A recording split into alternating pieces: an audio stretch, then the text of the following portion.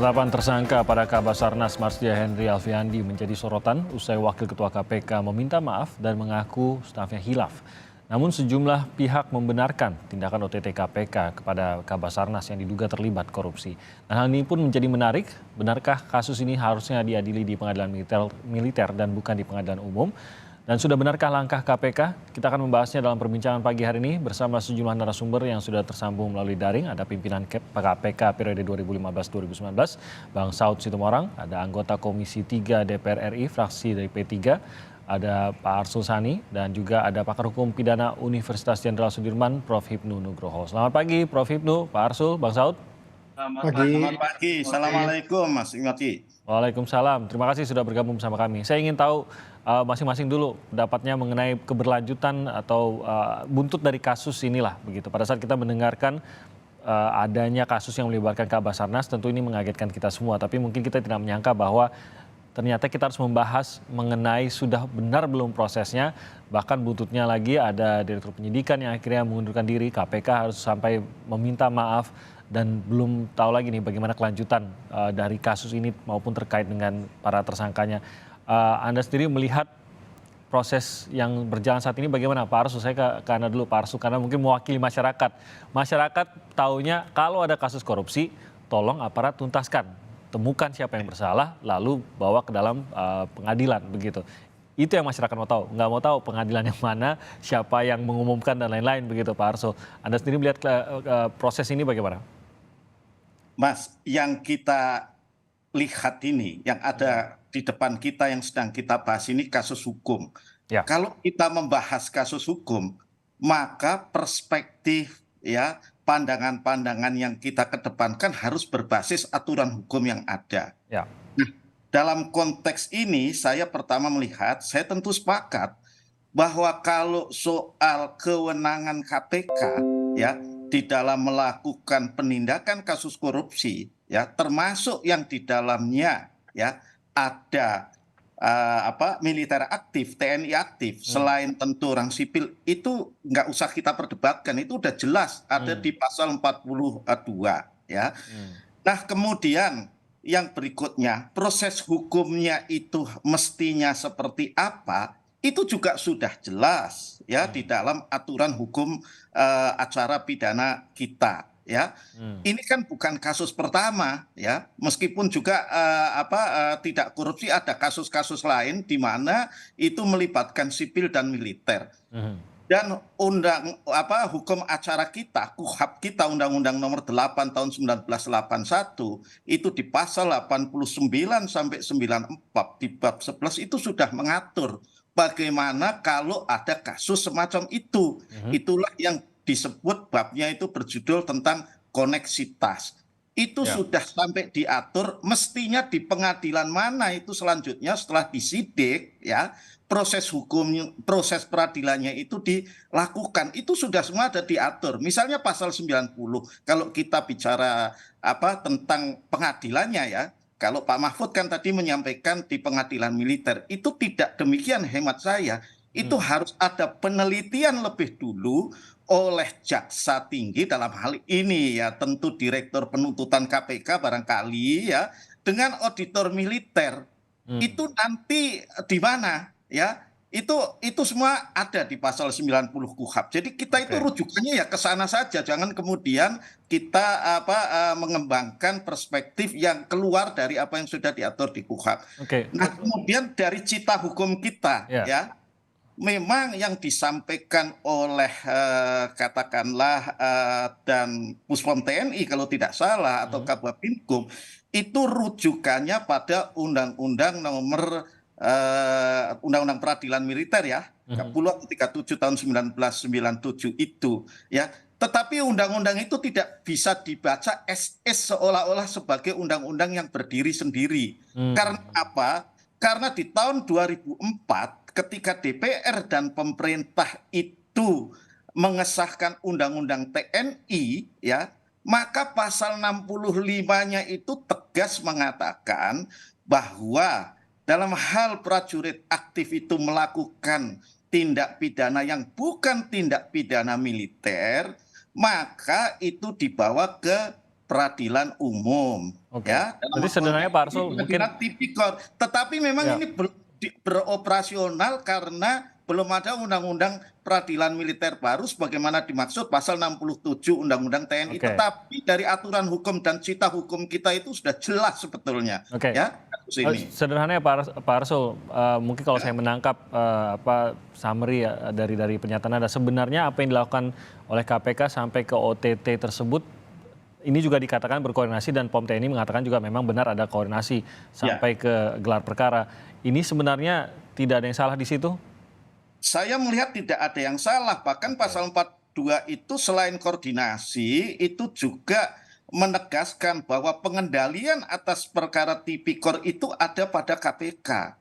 Ya, jadi sekali lagi ini harus dilihat dari Undang-Undang KPK, dari KUHP, tidak bisa hanya dari Undang-Undang Peradilan Militer toh saja. Nah, bahwa sampai jadi seperti saat ini, Direktur Penyidikan sampai mengundurkan diri, ini KPK sampai meminta maaf, apa yang salah kalau begitu? Kalau sampai kita kok sampai ujungnya di sini nih, bahkan kasusnya belum berlanjut lagi, kita sudah meributkan mengenai proses yang terjadi. Ya kalau buat saya itu lebih merupakan bunga-bunga saja ya. Menurut saya itu ada slip of tongue dari Pak Johanis Tanak gitu ya. Dan kemudian kan juga sudah dikoreksi oleh Pak Alexander Marwata. Nah kalau saya terus terang saya sampaikan ya, kalau Pak Tanak itu minta maaf kepada TNI, nggak ada salahnya juga slip of tongue-nya itu kemudian minta maaf ke jajaran yang ada di dalam. Minta maaf itu kan bukan perbuatan hina gitu ya, bahwa itu sekaligus sebagai sebuah koreksi juga. Nah di sisi lain saya juga melihat ya Pak Dirdik kita dan jajaran nggak usah juga kemudian mengundurkan diri atau memperpanjang soal ini. Ini memang butuh kebesaran jiwa, keterbukaan untuk membangun dialog yang lebih baik. Sehingga dari sisi KPK kemudian tidak ini menjadi katakanlah ya ruang tembak baru yang terus-menerus terhadap pimpinan KPK. Oke. Baik. Saya seperti itu. Baik, terima kasih Pak Arsul. Saya ke Bang Saud. Bang Saud, khilaf, ini kata yang menarik. Kalau perbuatan yang tiba-tiba emosi mendadak gitu, khilaf itu mungkin kita masih memahami. Tapi bisakah khilaf yang dikatakan terjadi di KPK ini, buat Anda yang pernah berada di dalam KPK, mungkinkah khilaf ini terjadi? Mengingatkan sebenarnya ini semuanya adalah proses, semua juga koordinasi. Bahkan POM TNI juga diajak berkoordinasi hingga setidaknya kalau menurut pengakuan dari TNI, gelar perkaranya. Adakah ruang khilaf di sini? Karena ada juga yang mengatakan, loh ini kan semua sudah dilaporkan, pimpinan juga sudah dilaporkan, bagaimana satu, dua pihak bisa khilaf? Sementara ini kasus yang menangani mata terhadap kasus ini itu banyak begitu. Apa benar bisa khilaf, Bang Saud? Iya, saya pikir yang paling utama kita harus pahami dulu nature atau karakter dari OTT itu ya. Nature atau karakter dari OTT itu by name, by address, by jabatan itu jelas. Karena peristiwa pidananya sudah terjadi di masa lalu, masyarakat lapor lagi, didalami, kejadian lagi. Itu sebabnya ini kasus harus segera diselesaikan. Saya nggak masuk di perdebatan soal logika, nalar, argumentasi hukum ya. Itu pasti akan panjang kita pakai undang-undang TNI, undang-undang peradilan militer, pada bagian lain undang-undang KPK itu kan lex specialis, jadi undang-undang yang lain bisa dikalahkan. Jadi kita kalau berdebat itu 3 hari bisa. Tapi maksud saya gini loh, yang paling penting adalah sudah peristiwa itu udah pultoid, siapa yang harus nangani itu soal lain. Karena yang harus dipahami sekarang dari 3-4 indeks persepsi korupsi itu, salah satu yang menilai World Justice Project, kita tuh dapat nilai paling rendah. Paling rendah itu 24, which is itu menilai bagaimana militer, TNI atau Polri melakukan kewenangannya, melaksanakan kewenangannya. Jadi saya khawatir nih kalau kita debat-debat nih, indeks persepsi korupsi kita bisa jadi yang anjlok ke 30 nih tahun depan. Karena yang dinilai itu, ini mereka menilai pasti, ini apa sih kok susah banget gitu ya. Jadi saya mengatakan kalau ditanya tadi minta maaf, ya saya sependapat dengan Mas Asrul, itu yang minta maaf kepada anak buah, ya bukan kepada TNI Polri. TNI Polri dan POM-nya sudah jelas kok, Komandan POM-nya sudah mengatakan mereka akan menyelesaikan kasus ini. Dalam konferensi pers juga disebutkan, dan mereka akan transparan dan mengaku tidak akan konflik of interest, dan kemudian akan accountable gitu. Jadi sekali lagi ini simple, dan kalau Pak Mahfud bilang itu ke militer, bisa debatlah dengan Pak Mahfud sesuai dengan Pak Asrul tadi. Oke. Jadi sudah cukup jelas juga dalam hal ini, walaupun memang di dalam KPK, nah mungkin mengomentari di dalam KPK-nya sendiri, mungkin Anda bisa menggambarkan atau bahkan Anda mendengar sendiri ya, mungkin kan masih banyak teman pasti di KPK juga. Apa yang Anda tangkap dari suasana di KPK sendiri pasca polemik ini? Ya, saya hanya berpatokan pada surat yang kemarin beredar di publik. Mereka menuntut memang kayaknya ada perlawanan ya di dalam ya. Saya pakai kata perlawanan ya, walaupun kayaknya email di blasting, tetapi kemudian di KPK itu kan ada email blasting tuh. Setiap pegawai itu bisa ngirim surat kemana aja di dalam internal, pimpinan baca. Salah satu kan meminta mereka, pimpinan yang minta maaf, bukan minta maaf kepada pegawai. Karena di sana itu egalitarian, pimpinan bisa di-check and balance, demikian juga anak buah bisa di-check and balance. Silakan kalau jadi pertemuan hari ini, saya minta Dewas hadir di situ, menilai dari awal, mulai dari kasus pelaporan masyarakat sampai konferensi pers terakhir kemarin itu, bisa dilihat siapa yang sebenarnya melanggar etik di sini. Ini melanggar etik loh Mas ya. Etiknya itu adalah yang disebut sebagai integrity, terus kemudian profesionalisme, kepemimpinan, dan lain-lain. Itu kan ada nilai itu. Ini semua sinergi termasuk, ya kan? Kalau dikatakan nilai-nilai itu dilanggar semua. Siapa yang melanggar, Dewas harus melihat. Kalau saya katakan bahwa pimpinan memang mereka sekarang sudah ada yang senang solo, ada yang senang duet, ada yang senang trio gitu kelihatannya. Apakah bisa dibilang gini, Bang Saud, sepertinya permasalahan ini lebih mengguncang di dalam ketimbang dalam, ya kalau kita lihat di luar kan sudah cukup jelas bahwa akhirnya ya udah 2 tersangka ini yang memang militer aktif diserahkan ke TNI, proses berjalan. Tadi juga Bang Saud mengatakan TNI sudah berjanji, dari Puspom mengatakan akan aneh juga kalau tiba-tiba sipilnya bersalah, TNI-nya enggak. Jadi silakan kawal, akan transparan. Apakah justru gejolaknya lebih di dalam kalau Anda lihat? Ya, mohon maaf Mas Asrul, ini kan awalnya dari Undang-Undang KPK yang nomor 19 2019 yang disetujui oleh Mas Asrul itu. Tapi nggak tahu, kayaknya Mas Asrul nggak setuju juga kayaknya waktu itu ya. Saya nggak ingat tuh, lupa saya. Tapi maksud saya diawali oleh itu, sehingga kemudian organisasi KPK ini value-nya itu berbeda. Mereka tuh bahkan nggak paham betul yang namanya bahwa nilai-nilai pemberantasan korupsi itu yang disebutnya harus bebas dari konflik of interest, harus accountable, terus kemudian Anda harus transparan, kan gitu kan. Terus pada bagian lain juga ada nilai. Jadi saya dari sisi teori organisasi, memang organisasi ini udah amburadul kalau saya bilang sih. Oke, terima kasih Bang Saud. Saya ke Prof. Ibnu. Prof, Anda tentu punya pemahaman yang lebih dalam mengenai sebenarnya proses hukumnya seharusnya seperti apa. Apakah Anda melihat sebenarnya ada kebingungan proses hukumkah di sini, atau memang lebih kepada mungkin step-stepnya yang dilakukan tidak tepat? Harusnya ada koordinasi lebih mendalam antara KPK dengan TNI, ataukah memang ada perundang-undangan yang membuat bingung di sini antara TNI, antara KPK, Prof. Ibnu? Yang pertama, menurut saya kekeliruan pertama itu adalah ketika Pak Alex konvers itu menyebutkan inisial, nama sudah, padahal sprindiknya belum ada. Tapi secara substansi sudah ada bukti cukup. Secara formil belum. Yaitu siapa? Sprindiknya adalah dari POM TNI. Ini yang agak gegohnya itu di situ itu. Menyebut substansi sudah ada, bukti ada, menyebut nama tapi sprindiknya belum. Ya memang harus seperti itu.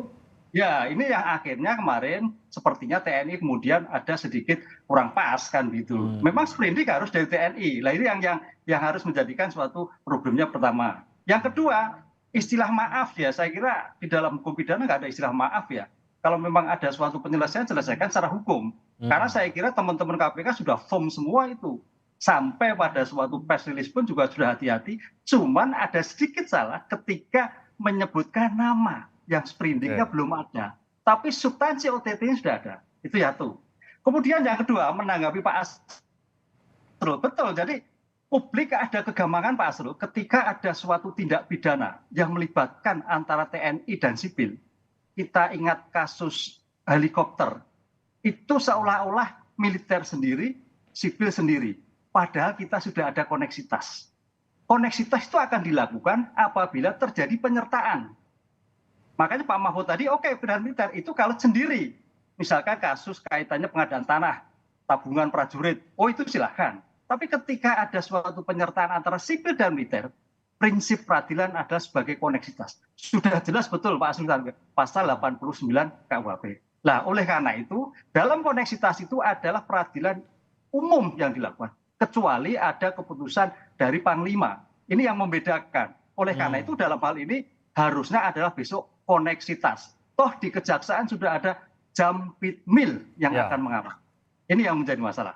Kemudian yang menarik, Mas Timothy, dalam sejarah peradilan militer, termasuk koneksitas, ini kan bintang 3. Bintang 3. Berarti hakimnya satu tingkat atau di atas bintang 3. Ini yang menarik. Artinya apa? Hakim pemeriksanya walaupun koneksitas itu ada minimal bintang 3 atau di atasnya. Karena selama ini kalau kita lihat koneksitas, itu adalah pada level-level pamen. Sehingga memudahkan untuk suatu persidangan. Nah ini tidak. Ini yang harus kita pahami bersama. Kemudian yang keempat, gini Mas Timothy, memahami KUHP dan memahami undang-undang militer itu ada suatu perbedaan yang khusus. Kalau peradilan militer itu adalah ada asas kesatuan komando, asas pimpinan bertanggung jawab. Pimpinan bertanggung jawab itu artinya bahwa memang betul bahwa komandan itu bertanggung jawab sebagai anak buah, bertanggung jawab sebagai guru, sebagai rekan. Oleh karena itu semua harus bertindak atas pimpinan. Yang ketiga adalah asas kepentingan militer. Pertanyaannya, apakah ini untuk kepentingan militer?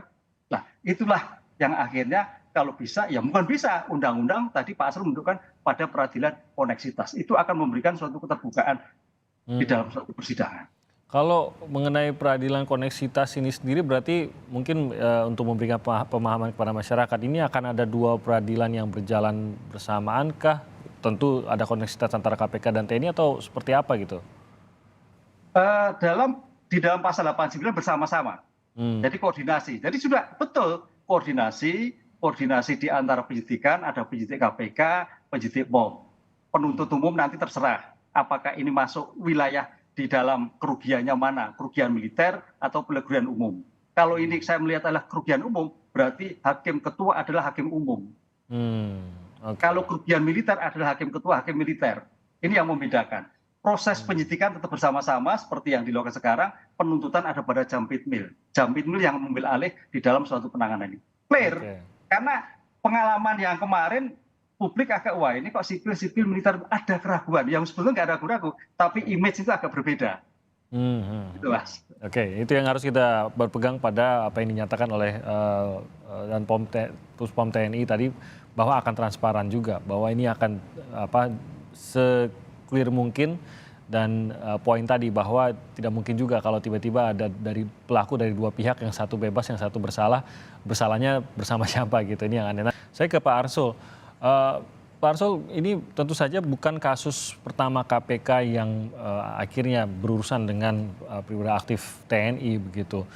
Kalau kita sempat berbicara beberapa hari yang lalu dengan salah satu juga mantan pimpinan KPK, Pak Arsul, dikatakan bahwa dalam kasus bersama TNI memang ada hal-hal yang unik lah, begitu bisa dibilang. Ada yang kasus-kasus yang dipermudah, sangat support dan dibantu sekali. Dalam beberapa kasus lainnya tidak demikian, begitu. Sehingga ini juga yang membuat masyarakat berpikir, dan seringkali bukan hanya TNI saja, bahkan kepolisian juga pada saat menangani peradilan ataupun perkara di dalam tubuh institusi sendiri, tingkat kepercayaan itu agak menurun. Ada keraguan lah, ada keraguan bahwa jangan-jangan akan melindungi anggotanya sendiri dan lain-lain. Walaupun kita sudah mendengar dari POM TNI tadi menjanjikan bahwa proses akan berlanjut dengan seadil mungkin, setransparan mungkin, Pak Arsul. Tapi bagaimana meyakinkan masyarakat bahwa kasus ini yang tampaknya memang sudah diserahkan oleh KPK, khususnya 2 tersangka tadi kepada TNI, akan bisa berlanjut dengan transparan. Apakah juga mungkin seterbuka pengadilan umum, padahal ini pengadilan militer yang kita tahu biasanya sangat tertutup, Pak Arsul. Saya melihat dari apa yang disampaikan oleh Panglima TNI ya, itu ada komitmen, ada janji. Jadi saya sesungguhnya tidak terlalu khawatir bahwa kemudian proses hukumnya itu tidak akan berlanjut. Ini kan hanya kemudian persoalannya proses hukum itu yang melakukan siapa dan kemudian ujungnya di pengadilan mana. Saya punya keyakinan itu.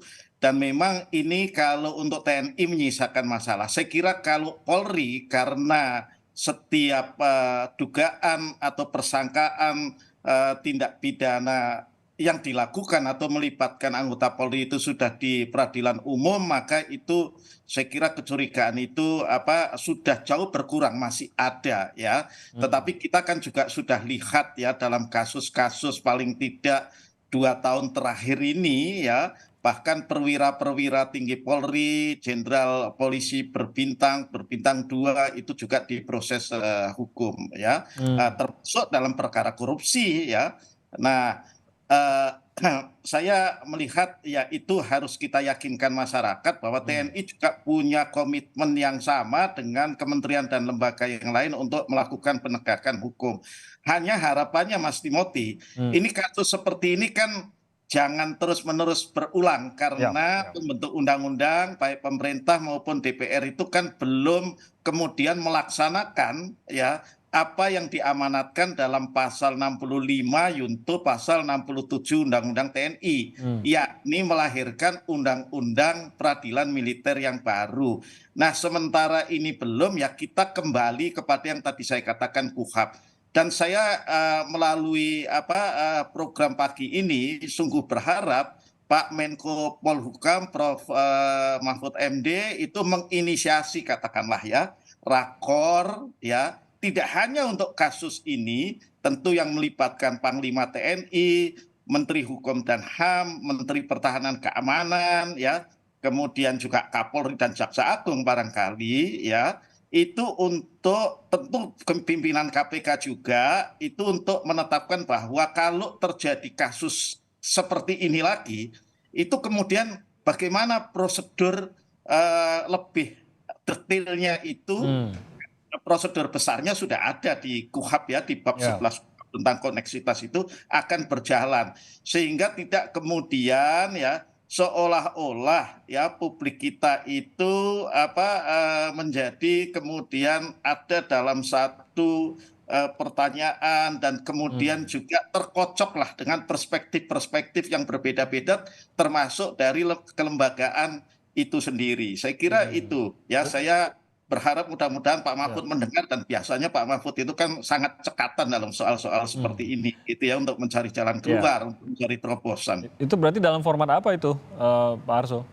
Ya bisa dalam rapat koordinasi bidang Polhukam dong, karena itu beliau kan memainkan itu jadi keputusan gitu. Polhukam. Iya, ya, jadi ya nanti ya kesepakatan lah kalau ya keputusan rapat, dan itu kemudian ditindaklanjuti sambil kita ini menunggu entah kapan ya Undang-Undang Peradilan Militer yang baru itu bisa kita bahas. Ini kan sebetulnya mestinya lebih pas menjadi inisiatif pemerintah, bukan DPR, karena ini menyangkut satu kelembagaan yang ada di dalam rumpun kekuasaan eksekutif. Oke, seperti petunjuk teknis lah gitu ya. Iya. Oke, baik Pak Arsul. Saya ke Prof. Hipnu, ini kalau kita lihat kasus sendiri berarti nasibnya bagaimana nih Prof. Hipnu? Kita tahu bahwa KPK sudah menetapkan tersangka sipil dan ini yang akan diteruskan oleh KPK. Sementara 2 tersangka militer aktif sekarang diserahkan kepada TNI. Nah, kelanjutan kasusnya ini akan seperti apa, dan kalau kita kan melihatnya nanti akan ada 2 pengadilan umum, maksud saya ada 2 pengadilan, 1 pengadilan umum terhadap tersangka sipilnya dan lainnya adalah terhadap tersangka dari militer. Tadi Puspam sudah mengatakan bahwa akan aneh kalau sampai ada hasil berbeda, tapi kedepannya ini apa yang akan kita lihat? Kalau begitu, Prof. Hipnu, proses apa selanjutnya yang bisa dijalankan, terutama di tengah kisruh KPK di dalam sendiri? Ya, kita kembali pada aturan hukum yang sudah dibuat. Di sana disebutkan pasal 89 itu adalah koneksitas. Koneksitas itu apabila terjadi seseorang yang ada 2 wilayah hukum dan wilayah hukum militer. Itu sudah jelas. Karena apa? Kita harus berpikir ke depan, Mas. Kalau itu nanti di sipil, disidangkan sipil, militer dan sipil, ada terjadi 2 disparitas. Saya pasti itu. Padahal ini kan penyertaan. Penyertaan itu sama-sama, mana pelakunya, mana yang membantu, mana sebagai aktor, kan jelas. Oleh karena itu kalau suatu koneksitas itu akan terlihat. Dan apalagi ini adalah kerugian pada kepentingan umum. Yang itu loh. Ini yang menjadi objektivitas, karena makanya tadi saya sepakat Pak Arsul, ini suatu momentum yang saya kira dalam keadaan sekarang ini jarang sekali Pak Arsul terhadap koneksitas yang terkorupsi. Kalau di luar korupsi sering kaitannya pembunuhan, perampokan, ini korupsi.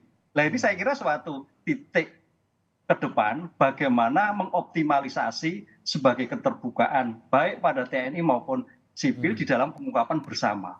Ini yang menarik. Oleh karena itu rumusan yang sudah kita buat itu jangan dipilah-pilah hanya di kejahatan-kejahatan di luar keuangan negara aja yang koneksitas, tapi keuangan negara enggak. Ini karena kita sudah melihat kemarin ada beberapa yang akhirnya dipisahkan. Ini akan terjadi suatu disparitas yang luar biasa. Baik kepentingan umum maupun kepentingan militer. Karena prinsipnya gini Mas, di dalam undang-undang militer itu prinsipnya adalah memang untuk kepentingan militer. Spirit, kita harus membaca undang-undang. Undang-undang anak untuk melindungi anak. Undang-undang korupsi untuk melindungi untuk tidak terjadi korupsi. Itu spirit. Nah, oleh karena itu kalau ini terjadi, ini kan bukan kepentingan militer yang terjadi. Kalau kepentingan militer, oke, pada militer. Ini kepentingan umum. Sehingga harus dilakukan adalah koneksitas. Begitu Mas. Oke, nah terkait dengan bukti-bukti yang sudah dikumpulkan ini akan berpengaruhkah dalam arti apakah karena ada proses yang kurang tepat yang berjalan begitu di sini dan disepakati tampaknya oleh KPK dan TNI, maka katakanlah dalam pra-peradilan begitu ini bisa menjadi masalah gitu sehingga bukti yang sudah dikumpulkan pun bisa menjadi tidak sah atau jadi gugur buktinya. Apakah begitu Prof. Ibnu? Oh enggak, ini tinggal joint investigasi aja. Penyidiknya ada tinggal penyidik POM dan penyidik militer. Kan koordinasi, apalagi OTT sudah jelas sekali. Ingat loh, ini perkara OTT loh, bukan case building loh. Kalau case building dimungkinkan bisa terjadi. Kalau OTT sudah akurat. Tadi Pak Saud sudah mengatakan identifikasi sudah jelas. Nama, tempat, orang sudah jelas. Itu tidak terbantahkan. Begitu Mas. Ini yang menjadikan perhatian. Oleh karena itu dalam hal seperti ini, ya marilah kita sama-sama untuk ke depan dalam suatu penyelesaian kebersamaan terhadap bangsa kita. Sehingga ke depan menjadi lebih baik terhadap penyelesaian saling koordinasi. Walaupun memang kepentingan berbeda. Memang kalau kita lihat dalam undang-undang militer itu kan, tadi asasnya, kalau dalam militer itu adalah pertanggungjawaban pada pertanggungjawaban komando. Tapi kalau sipil, pertanggungjawaban pribadi. Nah ini yang kadang-kadang ada suatu tanda petik ketakutan tadi. Wah ini kan anak buah sendiri, pimpinan bertanggung jawab dan sebagainya. Itu yang terjadi. Nah ini harus kita hilangkan. Karena ini menjadikan momen ke depan apalagi terkait dengan Basarnas kan luar biasa. Ya, oke. Terima kasih Prof. Ibnu. Saya terakhir ke Bang Saud, masih tadi soal komando. Kalau di militer jelas tuh ada pertanggungjawabannya memang secara aturannya demikian gitu. KPK nih bagaimana? Karena Bang Saud kalau kita dengar sekarang banyak sekali seruan agar pimpinan KPK justru meminta maaf kepada di dalam tubuh KPK sendiri. Bahkan ada juga teman-temannya Bang Saud nih juga nih yang dari unsur pimpinan KPK sebelumnya juga yang meminta sampai mundur begitu pimpinan KPK sekarang. Bang Saud termasukkah di antara tersebut yang meminta mundurkah atau apa bentuk pertanggungjawaban yang dirasa pas Bang Saud? Ya kalau himbauan-himbauan pasti nggak akan didengar lah ya. Jadi maksud saya sebaiknya dewasnya yang bekerja. Tapi dewas juga nggak bisa diharapin juga. Ya kan, mereka ini coba aja kalau dia paham situasi ini, mereka harus panggil sebenarnya dan mereka harus transparan. Nah, itu yang saya bilang tadi, memberantas korupsi itu Anda harus transparan, akuntabel dan bebas dari konflik of interest. Jadi kalau memang ini kan sudah hari keberapa nih, sudah hampir hari kelima ya. Seharusnya dia mengumumkan, itu udah saya panggil tuh, ada SOP yang nggak jalan tuh. Kan begitu, tapi kan nggak bisa diharapin. Jadi saya pikir ya sudah, kalau diperpanjang 5 tahun ya penderitaan ini akan nambah 1 tahun dengan diperpanjang ya setahun ya. Ya silakan rakyat Indonesia menikmati aja situasi kepemimpinan KPK seperti itu. Tapi maksud saya gini loh, kalau memang kita kembali ke ini aja, ke esensi masalahnya. Ada yang memberi, ada yang menerima. Ya sudah gitu, kita lanjutin aja. Nanti kemudian tadi Prof. Ibnu dan Mas Arsur bilang seperti apa ini bagi kerjanya. Ya kalau Menko Polhukam ya seharusnya jangan mengkoordinir kemudian statement. Kalau namanya koordinator itu kan tergantung di dalamnya juga perintah. Iya dong. Kan ini KPK sudah di bawah pemerintah sekarang. Lakukan ini, lakukan ini, lakukan ini. Jadi kepastiannya itu menjadi lebih tinggi. Sampai hari ini ketidakpastiannya masih tinggi loh. As we speak here today, itu ketidakpastiannya masih tinggi. Mereka coba kalau dengar yang mau diomongin Prof. Ibnu, apa yang diomongin oleh Pak Asrul tadi, itu sebenarnya kan tinggal menteri koordinator tuh manggil dan memerintahkan. Karena pasca akademiknya jelas ini. Tinggal mau pakai, kalau saya sih lebih cenderung sebenarnya ya pasti koneksitas. seperti yang disampaikan Pak Pintu tadi, koneksitas khusus korupsi di KPK itu masih belum. Di tempat lain juga masih kepada pidana biasa. Ada ribuan kasus juga katanya saya dengar di kejaksaan yang koneksitas menyangkut pidana biasa. Jadi lagi-lagi karena kita cinta negeri ini, kita nggak mau indeks persepsinya turun, karena ini mempengaruhi persepsi publik. Bahkan ini fakta sudah sangat terang benderang, jadi bukan lagi persepsi. Sudah fakta di publik, ada gonjang-ganjing. Yang ini kita harus segera, jangan dibiarkan. Minggu depan paling nggak atau 2 minggu ini itu udah ada kepastian lah siapa gitu. Jangan dibuat lagi lama-lama, terus besok Timothy ngundang saya lagi, sebel gua lama-lama Timothy. Moga-moga ada informasi yang lebih baik lah kalau mengundang Bang Saud lain kali. Terima kasih banyak atas waktunya Bang Saud, Pak Arsul, terima kasih, Prof. Hipnu juga terima kasih atas waktunya. Selamat pagi, kita jumpa lagi dalam lain kesempatan. Salam sehat untuk semuanya. Amin.